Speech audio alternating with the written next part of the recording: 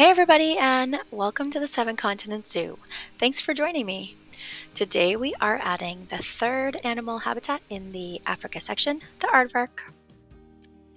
And it's going in this little space between the Nile Monitor and the African-themed concessions building. So first I'm just laying down a path that juts off the main path, and then I'm using the same log walls as the Nile Monitor for some consistency in the Africa area of the zoo. And I'm just using this little trick that I explained in one of my Zoos How-Tos videos to make this S-curved wall. My idea for the building is to have this curvy corridor that the guests walk through with a window on one side into the indoor area where the Aardvark's burrow is, and then some seats on the opposite side for educational talks. When I try to copy this wall over to the other side of the path, I can't seem to duplicate it or to group it together. So those options just aren't available on the tool menu. So I copy and move each section of the wall individually. Now what I could have done to get around this is to select the three wall pieces and then create a blueprint of them. And then just temporarily, and I could delete it later. And then I could put the blueprint in as the other side of the wall. It was easy enough to just copy these pieces individually, but this is a good trick to use when I have more pieces that I want to duplicate and they won't group together. So here I'm trying to add the seats, but they just don't look right, and I clearly did not leave enough space, so I scrapped that idea and put in an information booth instead. I still do want to make an education center or an educational talk area, but this just is not the right space for it. So I will keep that in mind for another place in the zoo. So I like this little trick too. I want to replace these walls with a huge window, but I don't want to fuss with lining them up again. So I double click to enter group edit mode, and then I place the top and the bottom 1 meter wall piece, and then go back and delete the 4 meter wall piece. So they are perfectly lined up with where the wall originally was. So then I build the back wall, a keeper entrance, add a null barrier around the entire habitat, put the glass windows in, and add a burrow, and then move on to the outdoor space. For the fence, I'm copying one that I already made for the African watering hole. It saves me time, and also it adds to the consistency in this section of the zoo. I'm just adding some mesh because I feel like the aardvarks would be able to get out between these rails. So once I get all of this mesh lined up and then grouped together with all of the posts and rails and the base piece as well, I just duplicated it over to the other side and erased the extra little bit to finish off the perimeter. So far so good, but the rest of this build gave me a lot of trouble. So getting these wall pieces to work inside was not too tricky, but filling in the floor tiles was such a pain, and I ended up deleting it anyway because I had to raise it up so high so that it would hide the curb, which I could not delete from the path, even though I had curbs switched off. So I'm assuming that part of my path was raised, otherwise I can't really explain why the curbs were there. And so anyway, my guests' feet sunk into the floor considerably. So yeah, I ended up just deleting the floor and leaving the pathway run through this corridor. This roof is copied over from the Nile Monitor habitat, and I do not like how it looks from the top at all, but from ground level it actually looks okay, so I left it. Roofs still give me a really hard time, especially when I decide to make odd curved shaped buildings like this one, and maybe I should really just stick to making rectangular shaped buildings in the future. So now might be a good time for some fun and interesting facts about the aardvark.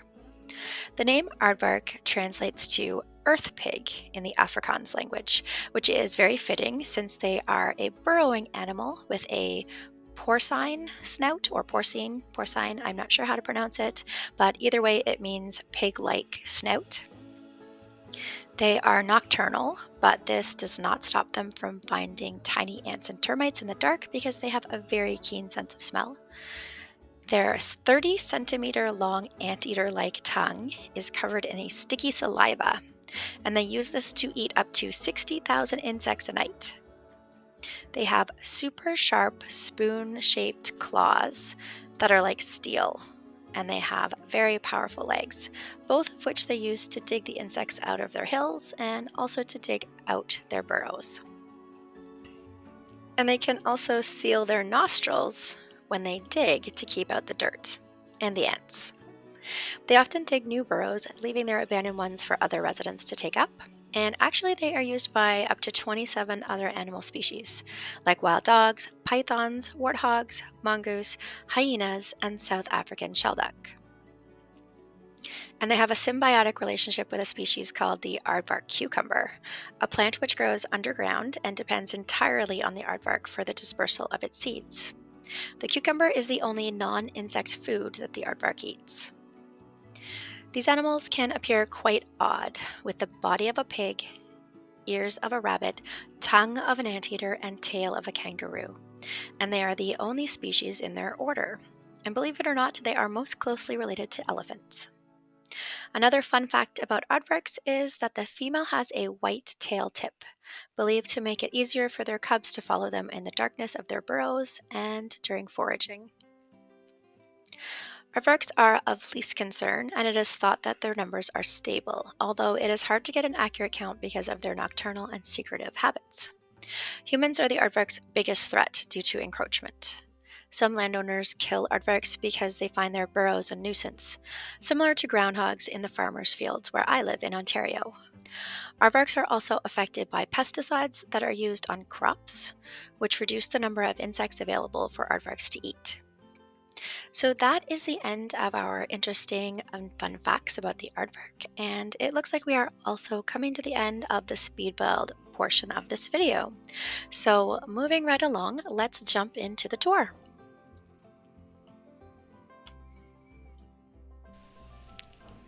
Okay, so here we are at the Aardvark building, and you can see from the outside that there is an information center in here. I think that the roof looks okay from this angle, so which is how our guests are going to see it anyway. And if we head inside, you can see that I just scrapped the idea of trying to do a floor in here. It was just not working, and so I just continued the path all the way through the building, and kind of gives this sense of maybe like an open air space, a bit maybe perhaps, just rather than an enclosed building. And we've got our aardvark sign here, which is the same sign that is on all of the African habitats. And here is our view into the inside area, the aardvark's indoor space, which also has the entrance into their burrow. So our guests can see our aardvarks coming and going into their burrow. I think that this space turned out pretty well, kind of pretty much how I had envisioned it.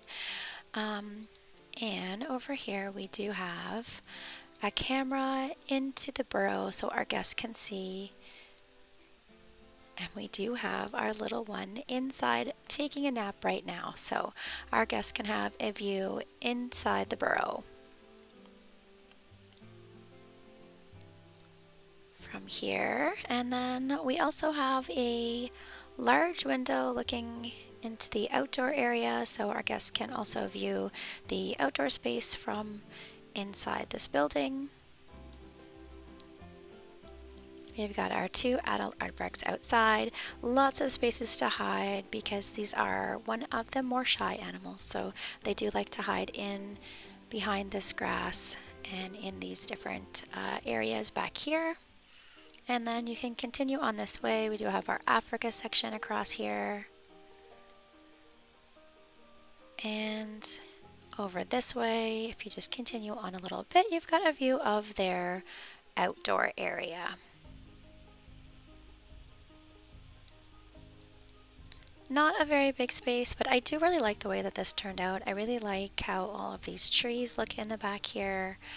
Just a nice combination of different greens and different textures of trees, so I was really happy with that.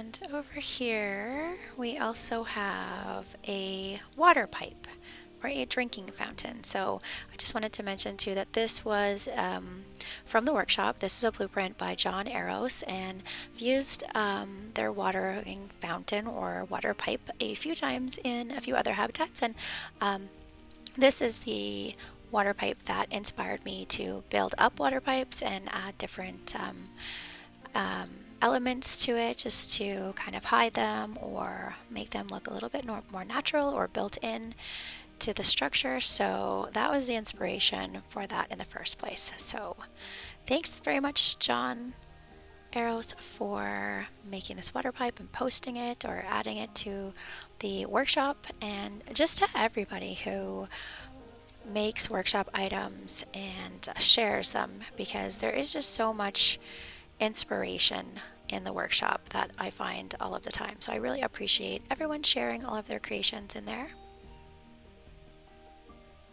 And there, oh, we've got our adult coming back out there. I'm not sure which one that is. And the other one here.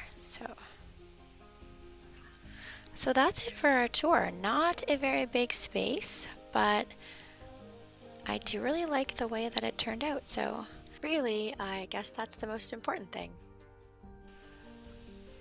Coming up next, we are going to be working on our exhibit hall.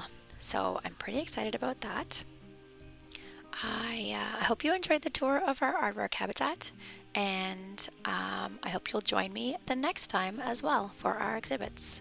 Thanks very much for watching, and bye for now.